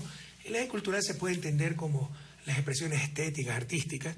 Cambio cultural son esos valores, principios, costumbres transmitidos socialmente. Entonces, esa concepción de cultura, la segunda, es fundamental para el desarrollo. Así como tenemos valores culturales lindísimos, ¿no? Hay antivalores que pueden impedir el buen vivir. Por ejemplo, la apología de la inmovilidad. Usted ve los dirigentes que hemos mencionado anteriormente, hacen una apología de la inmovilidad, no cambiar nada. O sea, exigen que todo marche mejor, pero ellos no cambian nada. ¿Cómo se logra aquello? Se hacen de la resistencia una virtud. ¿Resistamos contra qué? O sea, resistamos contra cocinas de inducción, contra todo eso, resiste. Entonces, ese es uno de los cambios, no tenerle temor, cambios culturales, no tenerle temor a lo nuevo. Pero hay muchos otros problemas culturales que nos impiden avanzar más rápido hacia el desarrollo. Y es lo más importante para el desarrollo, desde mi punto de vista. Voy a escribir sobre esto cuando voy a ser presidente. Esto no está en los libros de texto de economía, no se puede cuantificar, no es tangible, pero por eso no significa que no existe, que no sea lo más importante. Y lo más duro es que no se puede decretar, no se puede hacer un decreto y cambiar. Ni siquiera es suficiente la educación, que es una importante fuente de cambio cultural, pero el rol de los liderazgos es fundamental, de la clase política, pero lo que hace nuestra clase política tan mediocre es aprovecharse de esos atavismos. Por ejemplo, la victimización. ¿Cuánto trabajo nos cuesta sacar a la gente de zona de riesgo? Ahí está lo que te decía, la apología del no cambio, la inmovilidad. No, las casas se derrumbaron, aquí estamos en zona de riesgo, pero aquí yo me quedo porque aquí he crecido. Y en lugar de que vengan dirigentes políticos honestos, es decir, no puedes arriesgar a tus hijos, te damos todo el apoyo, pero anda a otro lado seguro. No, tienes razón, hay que llevarle el relleno sanitario, así cuesta $16 millones y con esa plata se puede hacer mucho más, pero no, hay que atenderlo donde están. Y se los victimiza, y se cae en el paternalismo. Entonces es muy duro cambiar eso con la clase política que tenemos, pero es el mayor desafío tal vez del país, el cambio cultural para el buen vivir. Es que nadie puede decretar una práctica cultural, es una construcción colectiva, ¿no? Es muy compleja, una serie de factores, son dinámicas muy difíciles de descifrar. Algunos países nacen, o sea, ya con condicionamientos. Yo sí creo mucho en esa teoría de que, o sea, uno de los grandes enigmas del desarrollo, cuando llegó Cristóbal Colón a América, y hubiera sido economista Cristóbal Colón, y algunos dicen que fue economista, pero ya sabes ese chiste, ¿no? Sí. Porque cuando salió no sabía dónde iba, cuando llegó no sabía dónde estaba, y todo fue pagado por el gobierno. Pero hubiera dicho que se iba a desarrollar más rápidamente América del Sur que América del Norte. Teníamos al menos igual cantidad, en verdad, mayor cantidad de recursos naturales. Teníamos más tecnología. Teníamos sociedades más consolidadas, los aztecas, dije Sudamérica, Latinoamérica, ¿no? Los aztecas, los mayas, los incas. En cambio, la mayoría de población indígena, con todo respeto, en Estados Unidos, eran nómadas, ¿no? Entonces, no había ese adelanto tecnológico. Y sucedió exactamente lo contrario. Sí. Una de las grandes preguntas sobre desarrollo. ¿Qué pasó? ¿Qué sigue pasando? La respuesta puede ser múltiple y compleja. Por una respuesta es la clase de colonización que tuvimos, donde vino una clase rentista española a explotar a los indígenas, a denostar contra el trabajo manual, etcétera, y solo a recibir los frutos de la explotación. Y de ahí se generaron élites con mucho poder. Pero a diferencia de las élites norteamericanas, ¿no?, ese poder y el fruto del progreso técnico, ¿no?, en base a ese poder lo acumularon, no lo repartieron. En cambio, allá en Estados Unidos sí se expandió, llegó a gran parte de la población. Y también en la población se desarrolló un sentimiento de responsabilidad, de adecuado individualismo. Nadie está contra el individualismo, que no caiga en codicia, pero sí en valerme mis propios medios, buscar la meritocracia, buscar con mi esfuerzo lo que merezco, no que me resuelva los problemas el gobierno. Yo siempre pongo como ejemplo algo que me impresionó. Esto fue en el 2011, el tsunami en Japón, tremendo terremoto. ¿Ya? Nos llegaron unas olas acá, a Galápagos. Unos pescadores de Galápagos, desobedeciendo las instrucciones, dejaron sus barcas ahí en el puerto y se golpeó una lancha. Cuando entrevistaron al pescador, ¿y ahora qué piensa hacer? No, el gobierno tiene que ayudar. Cuando entrevistaron al pescador japonés, donde había ocurrido el terremoto y el tsunami, había perdido su casa, su bote, todo, incluso creo que su familia, con lágrimas en los ojos, le preguntan, ¿y usted qué piensa hacer? Bueno, empezar de nuevo. Esa es una gran diferencia cultural. Debemos aprender mucho más de aquello. Pero no me está hablando usted de Max Weber y el protestantismo y el espíritu del capitalismo. O sea, yo sé que tiene muchas críticas a esa teoría, pero tiene algo de verdad también. ¿Okay? Sí nos falta un sano individualismo. No se malinterpreten mis palabras. No digo avaricia, no digo codicia. Significa lo que los gringos llaman self-reliance, o sea, confianza en uno mismo, ¿no? Actuar responsablemente, no esperar que me resuelvan los problemas, superar la victimización, superar el paternalismo. Pero lo que hacen los politiqueros en Ecuador por ganar unos votitos en las próximas elecciones es explotar, ¿no?, aprovecharse de esos atavismos culturales. Y pobrecito, usted va a resolver todos los problemas, tú no tienes nada que hacer, todo es culpa del gobierno. Lo mismo lo hacen los medios de comunicación. Sí. Recuerdo alguna vez una noticia en primera página, ¿ya? Lamentablemente un hombre había fallecido por cruzar la calle, pero al lado estaba el paso peatonal. Pero la noticia decía que la culpa era del gobierno por no controlar adecuadamente.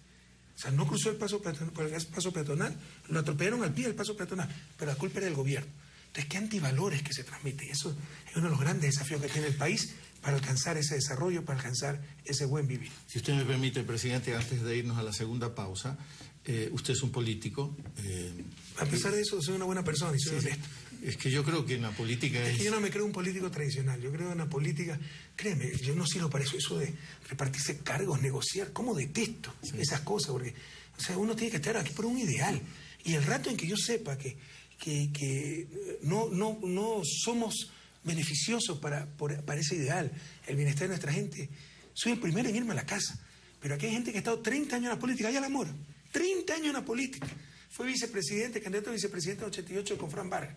Es parte de los que hicieron fracasar al país, e insiste, por sus ambiciones personales, por su vanidad. Entonces yo no me creo un político tradicional. Pero solo detesto la política en los términos tradicionales. La definición solo me servía para plantearle lo siguiente antes de irnos a esta última pausa, presidente. Para un político debe ser angustiante tener que esperar demasiado para los resultados de su acción. Y en las políticas educativas, por ejemplo, eso va a pasar siempre. A pesar del enorme esfuerzo que se hace en educación y en todos los niveles, no cambiamos. ¿Me permite comentar eso? Sí. Porque soy experto en desarrollo, es una de mis áreas de especialización del doctorado y siempre me ha gustado. Los que conocemos algo de desarrollo sabemos que los procesos más rápidos duran 25, 30 años, se necesitan nueva generación. Entonces, claro, siempre uno quisiera tener la sana satisfacción de ver los frutos de su esfuerzo, pero nosotros sabíamos que eso será para el futuro. Nosotros no trabajamos para nuestra satisfacción personal, para las futuras elecciones, trabajamos para futuras generaciones. Y esa es una forma de manipular al pueblo. Por ejemplo, que no hemos superado la economía extractivista en estos 9 años. ¿Y quién lo puede hacer? Los procesos más rápidos de cambio de matriz productiva son 20, 25 años.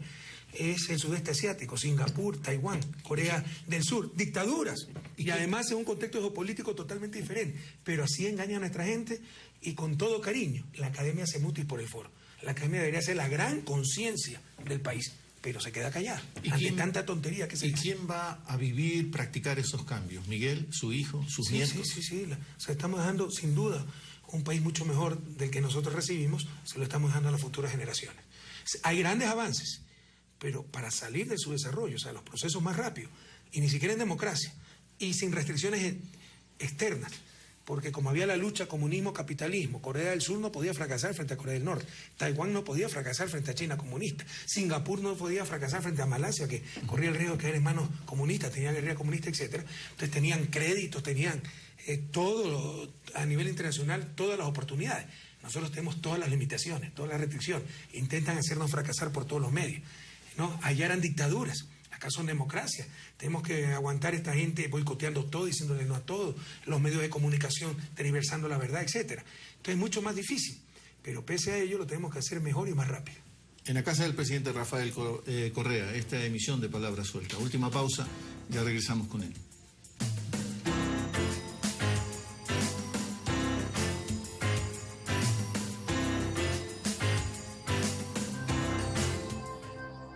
Inicio de espacio publicitario. Ahora, escúchanos en FM Guayaquil 94.9, Quito 106.9, Cuenca 93.7, Manta y Portoviejo 100.1, Loja 106.5. Una sola señal, cubriendo todo el Ecuador. Bienvenidos a Ciudadana FM. La belleza del Ecuador no está solo en sus monumentos, en sus montañas, en sus costas, en su Amazonía o en sus experiencias únicas. Su belleza está en tu alegría. Así convertimos al Ecuador en potencia turística, porque su belleza está en la gente. Un espacio para tratar temas de actualidad nacional e internacional, en un entorno de reflexión y debate. Entérese de todos los avances y progresos del país en la voz del presidente de la República, Rafael Correa Delgado. Siga sus conversatorios con los medios de comunicación, transmitidos en vivo por la pantalla de Ciudadano TV.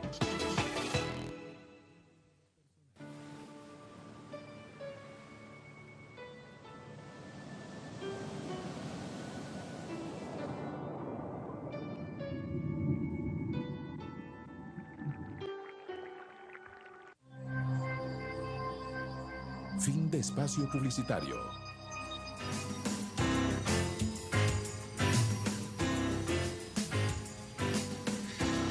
Estamos de vuelta en esta entrega, o con esta entrega de Palabra Suelta, desde la casa del presidente Rafael Correa.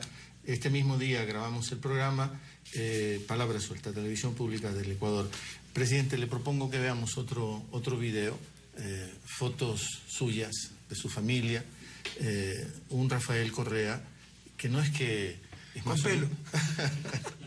Un Rafael Correa... con pelo y sin canas. Con pelo y sin canas, con otras sonrisas quizá.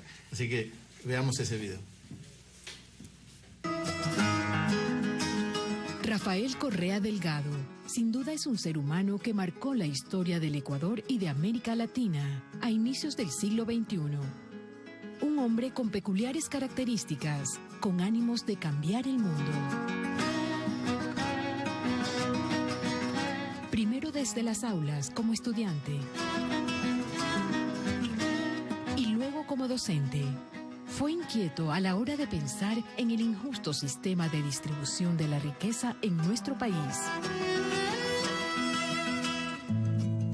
Inicia su carrera política en el 2005 como ministro de Economía. Durante 3 ocasiones gana la presidencia de la República con Alianza País.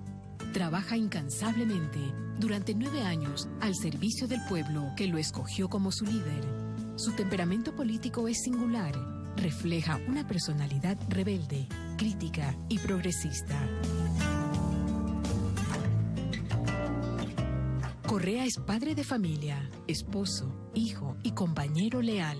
es sobre todo un ser humano sencillo, con ideales claros y con fuertes convicciones. Presidente, identifico el Colegio San José de la Salle en Guayaquil, en una de las fotos. ¿Tú también estudiaste ahí? Sí, es verdad. Miren, no quiero que parezca este programa de propaganda, les agradezco mucho los términos tan conceptuosos, elogiosos, con que se dirigen a mí, se refieren a mí, pero lo que sí debo decir, ¿no?, es que hay toda una campaña para distorsionar la imagen del presidente. Y el pueblo ecuatoriano no caiga en esas trampas, porque son las mismas élites con su medio de comunicación que tratan de manipularnos para volvernos al pasado. O sea, el presidente es como ustedes, una persona simple, sencilla, buena, como la mayoría de nuestro pueblo. Pero yo me quería ir por otro lado, presidente, y empezaba con lo de la educación católica en el San José, con los lasallanos, porque usted también en el informe dijo, nos han acusado de borregos y somos corderos dispuestos a cualquier sacrificio. Ese es un término evangélico. Sí, exacto, viene de la educación católica. ¿Hay que ser un mártir en la vida, presidente? No, yo no busco ser ni mártir ni héroe, pero tampoco rehuyo a mis responsabilidades, ¿no? Por ejemplo, ese 30S, nosotros creímos que íbamos a morir. Tenemos una serenidad muy grande, pero pensábamos que íbamos a morir. Nadie busca la muerte, insisto. Yo no busco ni ser héroe ni mártir, me gusta mucho la vida. Pero también sabemos que tenemos que cumplir con nuestras responsabilidades independientemente del costo que esto implique. En todo caso, mi pensamiento político, social, económico, se basa muchísimo en las doctrinas sociales de la Iglesia y en la teología de la liberación. Teología bien entendida, porque hubo muchas teologías de la liberación, algunas se alejaron del Evangelio, pero otras fueron muy fieles al Evangelio y clamaban por justicia.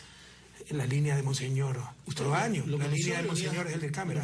¿Trabajó con Leonidas Proaño? No trabajé con sus discípulos en Zumbagua, con algunos pupilos de Monseñor, pero sí conocí a Monseñor como dirigente estudiantil. Lo invité a inaugurar el Año de la Paz allá en 1985, en un festival musical por el Año de la Paz declarado por las Naciones Unidas, y fue.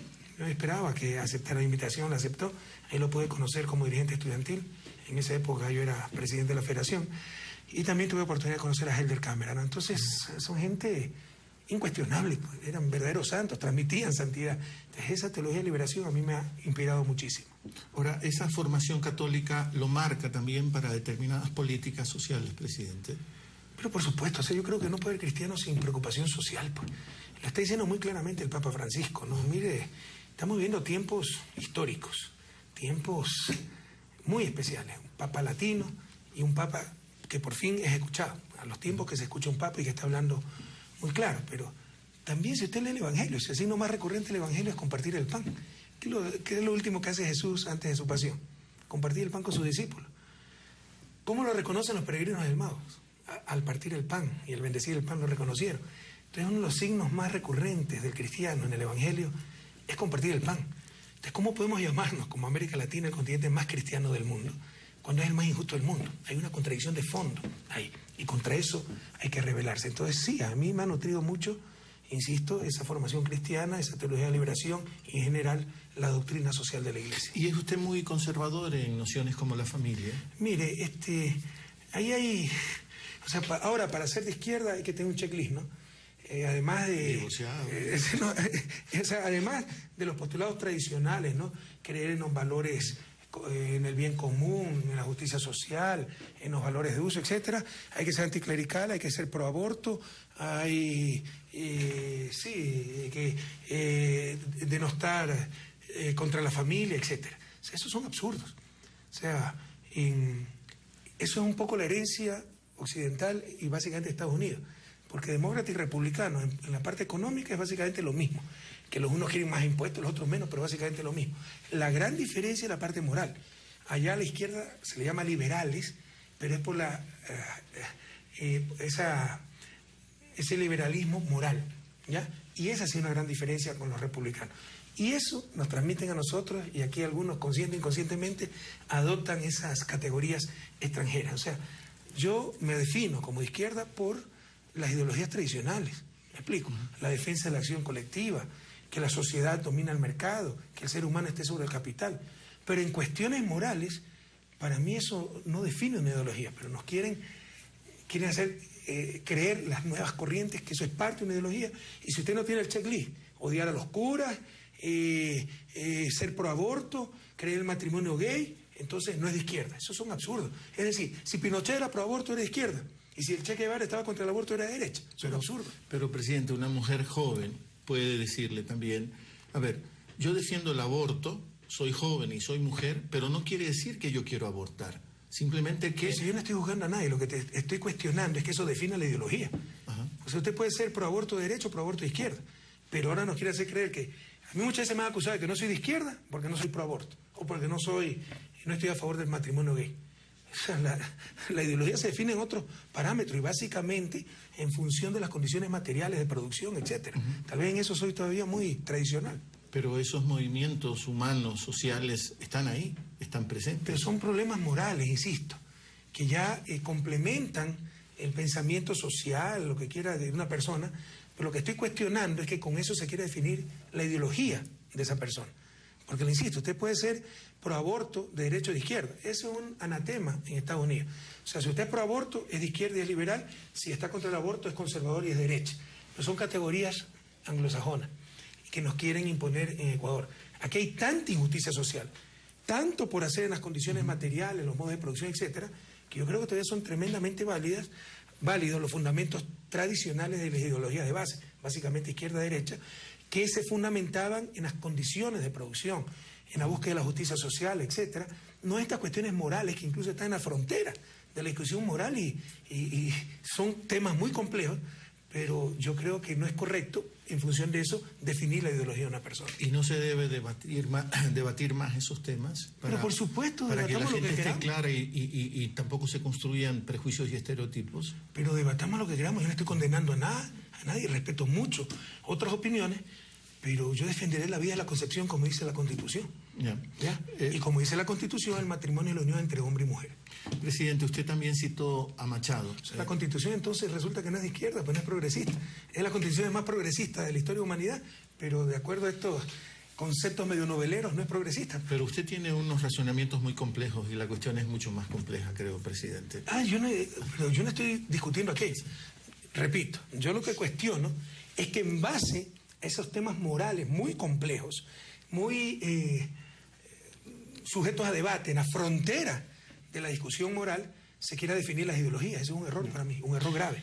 Le quería decir que usted también citó a Machado en el 24 de mayo. Porque usted... Ligero de equipaje. Exacto. Como los hijos de la mar. Exacto. Uno de mis poetas favoritos, Antonio Machado. Retrato. Nací en un pueblo de Sevilla, donde madura el limonero. ¿Ha escuchado en la versión de Juan Manuel Serrat? Que me encanta.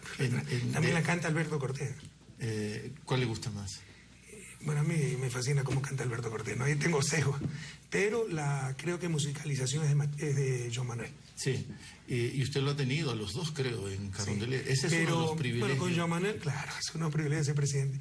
Con Joan Manuel nos conocemos, con Alberto le puedo decir que somos muy amigos. Ajá. Nos mantenemos en permanente contacto. Lo visité en Madrid, de esos privilegios, como tú dices, ¿no? De este oficio, que también implica varios sacrificios, que lo hacemos con gusto. Pero nos cenamos juntos, nos invitó a su casa, tocó el piano solo para 3 o 4 personas, que lo fuimos a visitar, una maravilla aquello. ¿Cómo se llama el otro español? Miguel Bosé, que también ha estado por Carondelet. Le puedo decir que también es un amigo, nos hemos hecho amigos en este oficio, como le llamamos, al cargo de presidente, por su compromiso, ¿no? Quiere mucho Ecuador, es una persona muy comprometida con la naturaleza y ahora pues está enamorado de Galápagos, está haciendo una gran labor a nivel internacional a favor de las islas. ¿Pero qué quiere decir andar ligero de equipaje? Que nunca me gustó acumular. O sea, si me pregunta, por supuesto mi mayor riqueza es mi familia, pero en los materiales, mi mayor riqueza es mi bicicleta. Entonces, mi bicicleta, mi mochila y mi guitarra.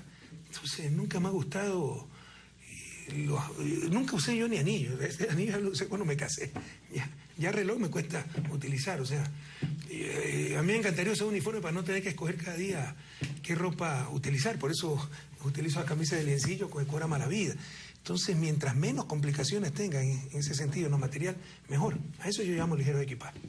Como los hijos de la mar. ¿Y le preocupa su retiro? ¿En qué sentido? En el sentido de su bienestar. No quiero decir acumulaciones extraordinarias, pero mi ¿de qué va a siempre vivir? me vive retando, porque dice que, pese a que soy economista, no planifico en ese sentido, pero por supuesto que hay que tener lo mínimo, uno tiene responsabilidad con su familia, ¿no? Pero insisto, no me interesa acumular los lujos, nada de aquello. Dijo usted también, creo que el país está cansado un poco de mí y sinceramente, y usted ahí esbozó una pequeña sonrisa, también yo estoy cansado del país. Sí, lo dije otorgándole algo a esa oposición que nos odia tanto, pero también dije, para ser amados por mucho, es casi ineludible ser odiados por poco. Somos personas que levantan pasiones, esos son los liderazgos. Eso le pasó a Luis Alfaro, yo no soy ni la sombra de Alfaro. Para hacer cambios en este país, tiene alguien que resentirse y resistirse. Pero hemos hecho cambios y cambios profundos, pero si alguien más quiere seguir con esta tarea, bienvenido. Y sinceramente sí, han sido años fascinantes, años intensos, pero años duros, de abandono de la familia, etcétera. Mis hijas me crecieron muy rápido, en estos momentos están estudiando en Francia, por beca del gobierno francés que se la ganaron por ser buenas estudiantes. No son becas del gobierno ecuatoriano, no he intervenido en absoluto. De hecho, queríamos que vayan a estudiar a Bélgica, en ese departamentito que queda cerquita de los Vainas La Nueva, la universidad donde yo estudié. Pero son muy independientes, entonces ganaron sus becas y escogieron estudiar en Francia. Entonces, sí quiero pasar un poco más con mi familia, quiero leer tanta lectura acumulada, quiero escribir, quiero, si es posible, dedicarme un poco a la academia, etc. 10 años han sido mucho. Bueno, son 9 años y medio. Digo, pero campañas previas y todo lo que... Es duro, o sea, esto es fascinante, hay grandes satisfacciones, también hay grandes decepciones. Uno en la política encuentra lo más alto del ser humano, pero también las mayores miserias humanas. Y como si en un momento las segundas son mayores que las primeras, entonces ya causa un poco de desagrado, ¿no? Entonces, tanto diletante por ahí que se pelea por disque servir al pueblo ecuatoriano y son solo sus ambiciones. Yo estoy convencido que vamos a ganar en el 2017, que la revolución va a continuar. Y la derecha lo sabe, la oposición lo sabe, por eso le apuntan a la asamblea. Entonces, mi responsabilidad, créeme que nunca he buscado el poder, nunca he buscado pasar a la historia, solo servir a mi pueblo, dejar un país mejor del que encontré. Entonces, mi responsabilidad es dejar la barca de la patria en buen puerto, que continúe la revolución ciudadana con otra persona a la cabeza. ¿Y a dónde se iría a descansar? Yo quisiera irme, le debo a mi esposa, a mi familia, ¿no? Son ya 23, 24 años con un intervalo de 4 años en Estados Unidos, en el país. Y te insisto, mis 2 hijas están en Francia, entonces sí quisiera ir a pasar unos años en Bélgica. Y después de unos años... Además es bueno que me retire, porque mi figura es tan fuerte que perturbaría incluso un gobierno de la Revolución Ciudadana, ¿no? Es bueno que me retire. Pero yo también me lo imagino, y perdóneme plantearlo así, que después de unos pocos años de descanso, una cierta desesperación por volver. O sea, yo no podría morir lejos de mi patria. Yo quiero pasar unos años en Bélgica, pero sí, después de un tiempo volver, ¿no? Yo extraño mucho a mi país. Cuando he vivido fuera de mi patria, le extraño mucho. Pero recuerda que lo mismo podía decir Irán, ¿no? Y pasó 25 años aquí. Sí. Añorará estar en Bélgica ella. A ella le gusta mucho Ecuador, ¿no? Ella tiene nacionalidad ecuatoriana también, pero por supuesto sus padres están también, ese es un factor muy importante, bastante ancianos, ¿no? Entonces quisiera pasar los últimos años con ellos. Y mis 2 hijas en Europa. Hay muchos factores que hacen lógico que vayamos a Bélgica. Y te insisto, incluso a nivel político, si yo continúo aquí, todos los periodistas me van a buscar, los dirigentes políticos, incluso los opositores, ¿no? Y voy a perturbar un poco al próximo gobierno, incluso si es de la Revolución Ciudadana. Entonces es mejor que me aleje un tiempo. Presidente, ¿y qué papel ha jugado la familia? Digo, su familia nuclear. Mi familia es mi mayor tesoro, ¿no? Mi mayor orgullo son mis hijos, pero ha sido muy duro para ellos, ¿no? O sea, todos los días prácticamente yo llego cuando Miguelito está dormido. Prácticamente todos los días. Por eso trato de dejarlo todos los días en la escuela y verlo aunque sea en el momento del desayuno y lo dejar a la escuela. Entonces, largas jornadas sin papá, sin esposo, es duro. Miguelito, la familia es la que más sufre esto. Y por si acaso hay una serie de distorsiones, te insisto, ¿no? Que a Correa le encanta estar rodeado de 300 guardaespaldas. Primero eso lo decía las Fuerzas Armadas, o sea, la mediocridad de la oposición cree que uno se pone a contar cuántos guardias. Segundo, lo más horrible de esto es estar rodeado de seguridad. Que cuando comes están 12 personas viendo, que pierdes tu privacidad. O sea, es todo distorsionado. Algunos creen que lo que más le cuesta a uno es lo que más le gusta a uno, ¿no? O sea, ¿cómo quisiera poder ser presidente sin tener seguridad? Y para la familia lo mismo. O sea, para mis hijas fue durísimo. Hijas adolescentes, tenían su novio y tenían 2 personas mirando, si se abrazaban, se cogían de las manos. Es duro, es duro. Miguelito todavía no, pero todavía no tiene novia. Él está jugando tenis, pero lo que quería decir es que él empezó esto a los 4 años y ya es un adolescente. Sí, a los 4 años. Él ha sido siempre el hijo del presidente. Sí. Él no ha conocido otra realidad y es bueno que conozca otra realidad. ¿Y cómo será el día después, presidente? Es decir... 25 de mayo del 2017. Sí. Un día en que espero dormir unas 24 horas seguidas. ¿Y la parafernalia no la va a extrañar un poco? No, seguro. Esa es otra cosa que la gente se equivoca. A mí me gusta, por si acaso, los que me conocen saben que soy, en lo personal, tímido. Yo le puedo hablar a un estadio lleno de 50.000 personas, pero mantener una conversación, una reunión social, sobre todo con alguien que no tengo mucha confianza, me cuesta mucho. Algunos creen que lo que más me gusta es una fiesta con 200 personas. Para mí la velada ideal es con mis amigos de la juventud, de la universidad, una peña, guitarreando con 6, 8 amigos, al lado de una chimenea. ¿No se imagina que podría haber también un profundo vacío después?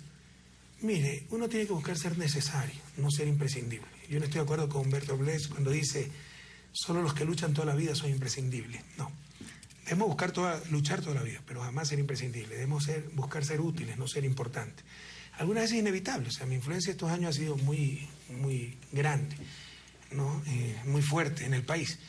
Pero, insisto, espero que la barca de la patria continúe sin mayores sobresaltos y partir ligero de equipaje, habiendo sido útil y no habiendo sido importante, habiendo sido necesario. Ojalá todos seamos necesarios, pero que nadie sea imprescindible. ¿Y va a seguir siendo emelexista? Eso hasta la muerte, por favor.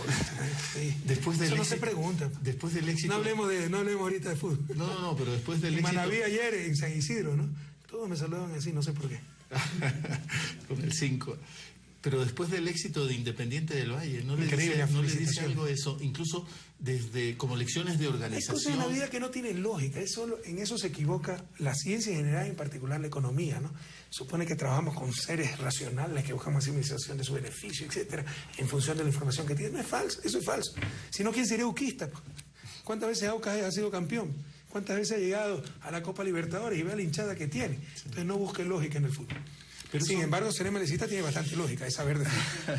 Pero eso lo que quiere decir también, presidente, y ya terminamos, quizá me meto en Honduras, no en el país, sino en los temas, desvela probablemente eso, que hay empresarios exitosos con los cuales se puede hacer alianzas virtuosas en el Ecuador. Pero las hemos tenido. Hay gente a la que estoy profundamente agradecida, cuánto ha invertido, cuánto ha creído en su patria y no han buscado ser importantes, han buscado ser útiles. Pronoves, Isabel Novoa, cuánto ha invertido en el país y pregunte la relación que tenemos y otros muchos grupos, Avedravo, Lorray, Chernisky, etc. Pero lamentablemente hay otros grupos que más que empresarios son políticos. Las cámaras de producción están cooptadas por la derecha. Entonces son sucursales de Creo, no nos engañemos. Entonces hacen política, tienen la lógica del poder, no la lógica empresarial. Entonces es muy difícil trabajar con esos grupos. Pero la inversión que ha habido, el crecimiento de los diferentes sectores, turismo, industria, etcétera, han sido espectaculares. Y que me digan quién ha perdido plata. Ahora estamos en un momento duro. Pero aún así, ¿quién ha perdido plata? O sea, en el acumulado, en estos 9 años y medio, ¿quién está peor que antes? Esos sectores están diciendo que si no hubiese sido por los chinos, ¿en dónde estaríamos? Ya no saben qué decir. Como demostramos en el enlace, pues la deuda con China es 17%, pero esa fue una decisión estratégica. Debe decir lo contrario, que inteligente el gobierno apuntó a China. China es el principal financista de Estados Unidos. Entonces, era lógico buscar un acercamiento con China y nos ha ido recontra bien. Somos ejemplo para la región. ¿Y las ventas a futuro de petróleo con China, cómo están? Esa es otra de las grandes exageraciones, ¿no? Es una forma de financiamiento, estrictamente hablando, no es deuda. Por ahí hay gente, ¿no? Un Alberto Dají, etc., que si contabilizan esto la deuda es 45% del PIB. Incluso así, tendríamos de los coeficientes de deuda PIB más bajos de la región. Estados Unidos tiene 100%, por si acaso. Pero además, o sea, buscan siempre lo más conveniente. En los manuales, el FMI, etcétera, eso no se considera como deuda. Pero si quieren considerarlo, entonces también pues consideremos la deuda neta pública. Entonces, la deuda pública, el concepto verdadero es deuda del Estado, con privados o con extranjeros, no dentro del Estado. Y gran parte de la deuda del gobierno es con el 10. Entonces eso tendría que eliminarse. Entonces seamos coherentes. Pero no, quieren buscar siempre lo más conveniente para sus críticas. Entonces eso no es tener honestidad intelectual. La verdad es que la deuda pública no es un problema para Ecuador. La productividad, de eso también iba a hablar el 24 de mayo, no tuve tiempo, esos son problemas para el país. Mencionó al FMI y me dio escalofrío, presidente.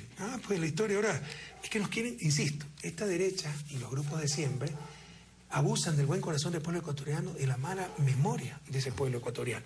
Ellos nos quieren hacer aparecer el Fondo Monetario como el salvador de nuestros pueblos, el benefactor y la última Coca-Cola en el desierto. Además no saben de lo que hablan. Que nos endeudamos al 7% y el Banco Mundial, el BID, Fondo Monetario nos presta el 2%. Claro, pues si elimina los subsidios, si duplicas el precio de la gasolina, etcétera. Se nos olvida decir esa partecita. Además, revise la historia. Nosotros somos un buen ejemplo. Tenemos como 16 cartas de intención, ajustes estructurales tremendamente fuertes. Y pregunte cuánto dio el Fondo Monetario, cuándo cumplió con el financiamiento ofrecido y cuánto fue lo máximo que llegó. 40, 60 millones. Nada. Pero bien de fantasía. O sea, vive en función de sus fundamentalismos ideológicos y no en función de la realidad. O sea que en nuestro horizonte no está el FMI. Bueno, nos va a ayudar. Nos ofreció 400 millones por la emergencia, pero sin ningún condicionamiento. Muchas gracias. Pero jamás vamos a aceptar los programas de ajuste estructural, que era hacer caer todo el peso de las dificultades sobre los más pobres, los más débiles. Presidente, le quiero agradecer mucho por esta, creo que generosidad también en el tiempo. Es una palabra suelta que ha durado mucho más de una hora. No, va a estar agradecida a mi familia porque me ha hecho venir temprano para grabar este programa. Normalmente llegamos 10, 11 de la noche como barata. Ajá. Se va a quedar Estamos miércoles. Ayer estuvimos en territorio, llegamos 12 de la noche. Pero va a quedarse hasta tarde para poderla ver esta noche. Y también trae trabajo a la casa porque me hizo venir más temprano. Todavía tenía la montaña de trabajo. ¿Lee literatura? No tengo, es unos grandes dolores. No tengo mucho tiempo de leer lo que me gusta. Tengo que leer lo que necesito. Ajá. ¿Ya? Entonces, por ejemplo, me gusta mucho el relato, ¿no? Y el relato histórico, pero casi no tengo tiempo de leer. Leo muchos libros de Stiglitz, globalización, estoy leyendo un libro de Obama, etcétera, pero más bien por entender el entorno, comprender las ideas, en este caso del presidente de Estados Unidos. Pero no sería lo que elegiría si estuviera en otras circunstancias. ¿Y a Chomsky lo está leyendo? Todo eso, sí. Ajá. ¿Lo quisiera tener en una mesa conversando con él? Es amigo Chomsky, nos hemos reunido varias veces, no en el país, en el extranjero. Bueno, presidente, ahora sí, nos tenemos que ir. Le reitero el agradecimiento. Gracias a ti, Javier. Felicitaciones a Ecuador TV. Yo creo que es la mejor programación del país, el mejor canal del país, y es un orgullo que sea canal público. Y un abrazo al pueblo ecuatoriano. Es todo por esta entrega de Palabra Suelta. Como siempre, le agradecemos su compañía. Pásela bien.